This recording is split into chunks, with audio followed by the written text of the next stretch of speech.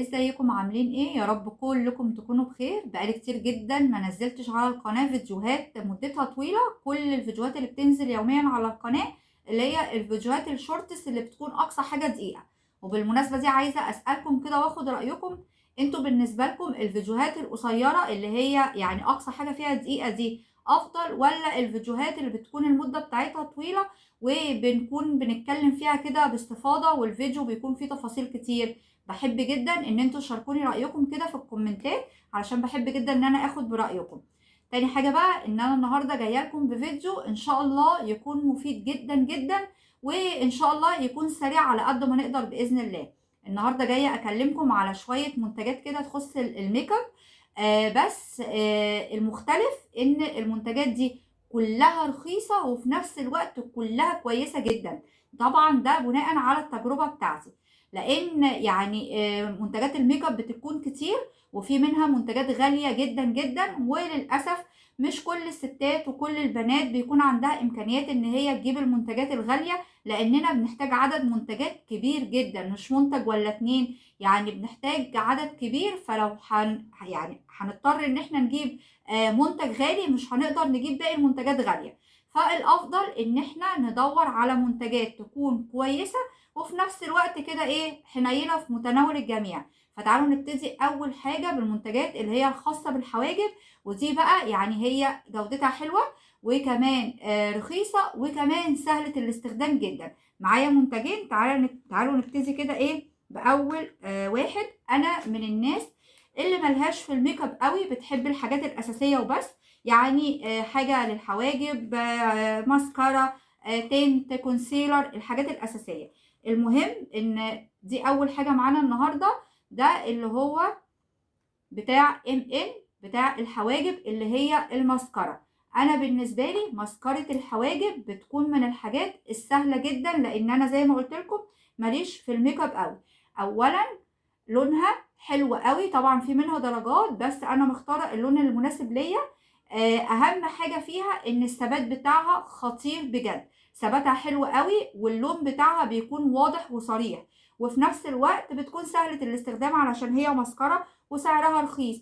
فالماسكارا بتاعت ان دي من الحاجات الحلوة قوي اللي بنصحكم ان انتوا تجربوها. نيجي على طول للحاجة التانية، للمنتج التاني بتاع الحواجب برضو، وهو القلم اللي هو عبارة عن سنون ده. وده كان منتشر من مدة كده، وبصراحة برضو من الحاجات اللي انا جربتها وعجبتني جدا جدا. انا كنت جايباه من مدة كبيرة، من حوالي مثلا مش عارفة سنة تقريبا. المهم ان هو وقتها كان سعره برضو رخيص قوي وعملي جدا. هو عبارة عن 3 سنون مدرجين كده، بترسم الحواجب هير باي هير، فبرضو سهل في الاستخدام قوي، وبرده اللون بتاعه واضح وثابت جدا، وكمان الثبات بتاعه برده حلو قوي قوي. فده كده تاني حاجة من الحاجات بتاعة الحواجب، ودول اكتر حاجتين انا بستعملهم علشان سهلين في الاستخدام وكمان الوانهم كويسة وثابتة. تعالوا بعد كده على طول نروح للكونسيلر. بصوا بقى، اماندا كانت بتنزل كونسيلر كده عباره عن استيك شكل القلم كده، شكل قلم الروج. بصراحه خطير بجد، وطبعا في منه درجات. بصوا انا مخلصه منه كام واحد، ادي واحد، ادي التاني، ادي التالت، غير اللي خلصوا ورميتهم كمان، وجايبه منه درجتين، الفاتح والغامق، علشان كنسلت الهالات. المهم ان القلم بتاع اماندا ده، وطبعا اماندا من الشركات الحلوه جدا والمنتجات بتاعتها حلوه جدا ويعتبر براند معروف. القلم ده ب35 جنيه بس، هو بقاله حوالي مثلا شهر ونص كده او شهرين الاصدار بتاعه متوقف. بس انا لما سألت قالوا لي ان الاصدار هيرجع ينزل نفس الشكل تاني ان شاء الله يعني. فانا مستنياه علشان اللي عندي قربوا يخلصوا، فانا ما بستغناش عنه بصراحه. فالكونسيلر ده خطير بجد، لو الاصدار نزل تاني بتاع اماندا نزل نفس الشكل ده ونفس المنتج ده، برضو جربوه هيعجبكم جدا جدا. وبرضو في حاجه تانية، هي تعتبر كونسيلر وفي نفس الوقت فونديشن، هي 2 في 1. الناحيه دي كده كونسيلر، والناحية التانية ليكويد كده فونديشن او كونسيلر برضو. المهم ان هي فيها ناحية ستيك وناحية كونسيلر. دي بتاعه مية سينما، وبرده من الحاجات الحلوة قوي. الدمج بتاعه سهل جدا، مش بيخطط مش بيأكسد، وبرده التغطية بتاعته ممتازة، وبرده في منه درجات. فانا عجبني فكرته قوي ان هو في ناحية ليكويد وفي ناحية كده ستيك، فبصراحة عجبني قوي. فينفع نستخدم الستيك ككونسيلر، وينفع نستخدم الليكويد كفونديشن، ويبقى احنا كده جبنا ايه، منتجين في واحد، وبرده سعره رخيص جدا. انا مش هقول لكم كل حاجة سعرها لوحدها كام، لان في حاجات مش فاكرة بالظبط الاسعار بتاعتها، ولكن يعني ايه، كلها تتراوح زي ما قلت لكم ما بين ال35 وال70، مفيش حاجه اكتر من 70 جنيه. نيجي بقى للايلاينر، وده اللي بيبقى مغلب ومعذب بنات كتير جدا جدا، لانهم مش بيعرفوا يرسموا الايلاينر كويس، وبيحتاجوا حاجه سهله علشان خاطر يعرفوا ان هما يتحكموا فيها. زي كده انا من الناس اللي مش بتعرف ترسم ايلاينر، فانا لقيت بقى ايه القلم ده. القلم ده عباره عن اسطمبه كده، الاسطمبه دي عامله زي المثلث كده، بتدينا رسمة الايلاينر على طول. انا هجربها، مش عارفة بصراحة اذا كانت هتظهر معاكم ولا لا. مجرد ان احنا بنطبع كده، هي بترسم لنا الجزء اللي هو الاخير في العين، اللي هو بيكون السحبة دي، فاهمين؟ بمجرد ان احنا بنطبع بس. الناحية التانية بقى كمان فيها القلم اللي هو السن ده العادي، علشان نقدر ان احنا نكمل بيه ايه، باقي الرسمة. فبرضه سهل في الاستخدام جدا جدا جدا. انا هكتب لكم الاسم بتاعه على الفيديو، علشان هو يعني اسمه بالنسبة لي مش واضح شوية حاليا، فانا هكتب لكم الاسم بتاعه على الفيديو. وبرضه سعره حوالي 35 جنيه، والسواد بتاعه خطير، واضح قوي، وبرضه الثبات بتاعه رهيب. فده من الحاجات العملية جدا، الكواليتي بتاعتها حلوة، وكمان سعرها رخيص. تقدروا ان انتوا برضه تجربوه، هتلاقوه بمنتهى السهولة يعني في اي مكان بيبيع ميك اب. نيجي للحاجة اللي بعد كده، وهي التنت او البلاشر الليكويد، برضو بتاع مايت سينما. البلاشر الليكويد بتاع مايت سينما ده من الحاجات الجبارة بجد، حلو قوي قوي. بيتفرد بمنتهى السهولة، مش بيعلم كده بعد لما بنيجي نفرده، لان في انواع لما بنيجي نفردها اول ما بنحطها بتنشف على طول، ونيجي نوزعها نلاقيها كده علمت وسابت ايه علامات كده شكلها مش ظريف. فده مش بيعمل كده نهائي. في منه درجات كتير، سعره رخيص، الثبات بتاعه الى حد ما كويس، مش هقول ثابت اعلى حاجة، ولكن يعتبر كويس، وبيندمج بسهولة قوي قوي. فده من الحاجات الخطيرة برضو اللي بنصحكم ان انتوا لو لقيتوها تجربوها، سعره مش غالي نهائي.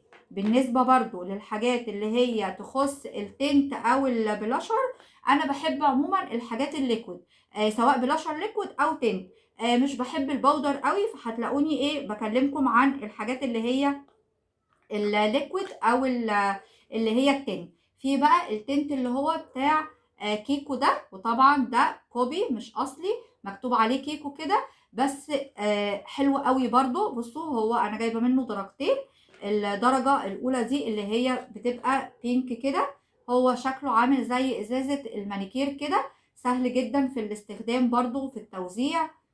يعني بصوا نقطة منه بتبقى حلوة قوي قوي. انا بصراحة هجرب، بس مش عارفة اذا كانت الدرجات هتبان معاكم ولا لا. بصوا كده، يا رب يكون ظاهر. دي كده الدرجة اللي هي البينك، والدرجة التانية بتاعته اللي هي زي السيمون اهي كده. تعالوا برضو نجربها هنا، نعمل سويتش كده هنا ونشوف. برضو الثبات بتاعه حلو قوي، بيتفرد بسهولة جدا جدا، والدرجات بتاعته حلوة، وسعره بقى ما اقولكوش سعره رخيص بطريقة غير عادية. يعني انا وقت ما جبته كان ب28 جنيه الواحد. دي كده الدرجة التانية، يا رب تكون ظاهرة، مش عارفة هي بصراحة ظاهرة ولا لا اهي. تمام كده. ده بالنسبة للتنت والبلاشر الليكويد، دول اكتر حاجتين انا يعني جايباهم وعاجبيني وبستخدمهم، حلوين جدا جدا. برضو في بالنسبة بقى للاقلام الخشب، اللي هي انا بحب الروج الخشب قوي. اولا بيبقى ثابت، بنعرف نرسم منه بيه بسهولة. ففي اللي هو برضو الكوبي بتاع فيلمار، حلو قوي، في منه درجات كتيرة جدا، وبرضو القلم سعره لا يذكر. فيعني مش لازم نجيب البراند الاصلي، ممكن نجيب الكوبي بتاعه عادي جدا، مش هيحصل اي حاجة، بس هنبقى اشترينا اللي احنا نفسنا فيه وما حرمناش نفسنا من حاجة واستمتعنا بالحاجة اللي احنا اشتريناها. نيجي بعد كده في هنا كمان الفونديشن بتاع بريتي وومن ده بقى عندي من زمان جدا. انا بصراحة مش عارفة هل الباكج بتاعته اتغيرت ولا لأ، لكن الكواليتي بتاعته خطيرة، بيتفرد بسهولة، التغطية بتاعته ممتازة، في منه برضو درجات، مش بيخطط مش بيأكسد، عاجبني قوي قوي قوي، وبرضو سعره رخيص جدا. بس ممكن تلاقوا ان الباكج بتاعته احتمال تكون اتغيرت، علشان هو عندي بصراحة من مدة، بس يعني بستعمله برضو وقت ما بكون محتاجة ان انا احط فونديشن، لان انا مش بحط فونديشن بصفة مستمرة. انا بديكم الاساسيات، يعني الايلاينر، قلم الحواجب، التنتات، الكونسيلر، الفونديشن، دي حاجات كلها اساسية، يعني هي اللي احنا بنحتاجها ضروري ونقدر ان احنا نستخدمها بصفة مستديمة يعني. نيجي برضو لحاجة مهمة كلنا مش بنستغنى عنها، وهي الماسكارا. بالنسبة للماسكارا انا هكلمكم عن 3 انواع. النوع الاولاني اللي هو بتاع ام ان ده. عموما حاجة ام ان، بريتي وومن، مايت سينما، اماندا، تشاو، الشركات دي هي يعني تعتبر براند. هي مش براند، اي نعم، من البراندات العالية اللي الكواليتي بتاعتها افضل حاجة، ولكن بتقضي الغرض، وبصراحة في منها منتجات ممتازة وبتساوي المنتجات الغالية. فالماسكارا بتاعت ام ان اللي هي الشكل ده كده، هي حلوة جدا، بتتقل الرموش جدا وبتطول الرموش جدا وبتكثف قوي قوي. لكن فيها عيب واحد بس، ولكن يعني انا بستخدمها عند الضرورة، ان هي ثابته، عشان هي زي يعني انا مش عارفه هي ووتر بروف ولا لا، بس هي ثابته قوي. لما باجي اشيلها محتاجه ان انا اقعد امسح عيني كذا مره علشان تبتدي ان هي تطلع. فاوقات بحس ان رموشي ممكن تطلع معاها شويه، ولكن يعني بعد كذا مره بمزيل الميك اب بتتشال، ولكن الشكل بتاعها حلو قوي. نقدر نستخدمها في اوقات معينه، زي مثلا عندنا مناسبه، خروجه مهمه، يعني مش للاستخدام اليومي بصراحه يعني، علشان لو استخدمتها يوميا كنت خايفة ان هي توقع لي رموشي. لكن بستعملها بقى لو عندي مثلا مناسبة، عندي خروجة حلوة، او انا مثلا حاسة ان انا هقعد بره طول النهار، فخايفة ان هي تهبب معايا او تتمسح او حاجة. فدي بتبقى يعني في الامان بصراحة. النوع التاني برضو اللي هو ده بتاع مايت سينما، وده برضو نفس القصة بالظبط. هي حلوة جدا، بتكثف، بتتقل، بتظهر الرموش قوي، ولونها حلو قوي، السواد بتاعها حلو قوي قوي، ولكن نفس القصة، هي عشان واتر بروف فيعني بتثبت زيادة عن اللزوم، بتبقى ان احنا نشيلها الموضوع بيبقى صعب شويتين. فبرضو دي بستعملها عند اللزوم لما بتكون حاجة ضرورية، في الصيف بقى، في مصيف، عايزة انزل البحر، عايزة انزل البسين والدنيا ما تهببش معايا، فالحاجات دي بتبقى مناسبة جدا في الوقت ده، ولكن مش للحاجات مش للاستخدام اليومي. برضو المنتجات بتاعت تشاو من الحاجات الحلوة قوي دي، اللي هي الواتر بروف، بس انا مجربة من تشاو العادية مش الواتر بروف. وبرضو ده باكج قديم على فكرة، ممكن يكون اتغير حاليا، وبرضو حلوة قوي قوي، الثبات بتاعها قوي جدا، وبرضو بتكثف وبتطول وبتتقل وبتدي كل المميزات للرموش اللي انتوا عايزينها. انا كنت مجربة برضو من تشاو الماسكارا العادية مش اللي هي الواتر بروف، وبرضو كانت ممتازة بالنسبة لي. بس للاسف الباكج بتاعها مش موجود معايا حاليا، لكن تشاو من الحاجات الحلوه قوي. فانتوا ركزوا على الشركات اللي هي تكون في متناول الجميع، دوروا دايما في اماندا، في تشاو، في بريتي وومن، في مايت سينما. يعني في حاجات حوالينا كده نقدر ان احنا نجيب منها كل اللي نفسنا فيه من غير ما نتكلف فلوس كتير.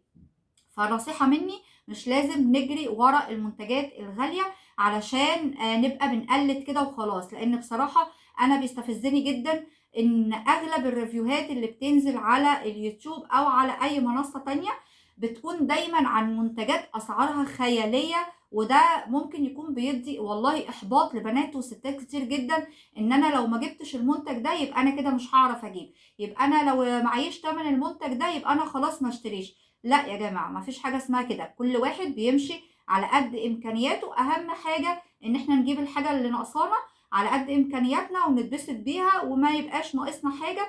بس يعني مش لازم نفضل نقارن، والريفيوهات اللي احنا بنشوفها تأثر فينا وفي نفسيتنا، ونفضل نقول الحاجات دي هتبوظ لنا وشنا، ما الحاجات دي مش هتبقى الكواليتي بتاعتها حلوة. لا خالص، في حاجات بتكون رخيصة والكواليتي بتاعتها بتكون والله ممتازة، وتقدر ويعني ونقدر ان احنا نستغنى عن الحاجات الغالية. لو حابين بقى ان انتوا تجيبوا مثلا حاجة غالية مرة ومعاكوا امكانيات، هاتوا الحاجة الاساسية الضرورية زي مثلا الكونسيلر او الفونديشن، عشان ده يعني ايه بنستخدمه ممكن بصفة مستمرة، فما يأثرش بقى ايه على بشرتنا. لكن غير كده انا كده بالنسبة لي الدنيا بتكون تمام جدا جدا، وبجيب برضو كل اللي نفسي فيه. فحاسه ان الفيديو طول شويه، بس حبيت اتكلم معاكم باستفاضه. فيا رب الفيديو كان يعني مفيد بالنسبه لكم ويكون عجبكم، وان شاء الله اشوفكم في فيديو جديد. مش عارفه اذا كان هيبقى من الفيديوهات الطويله ولا الفيديوهات الشورتس. المهم اعملوا بقى سبسكرايب للقناه علشان تتابعوا كل جديد، ولو عجبكم الفيديو لايك وشير.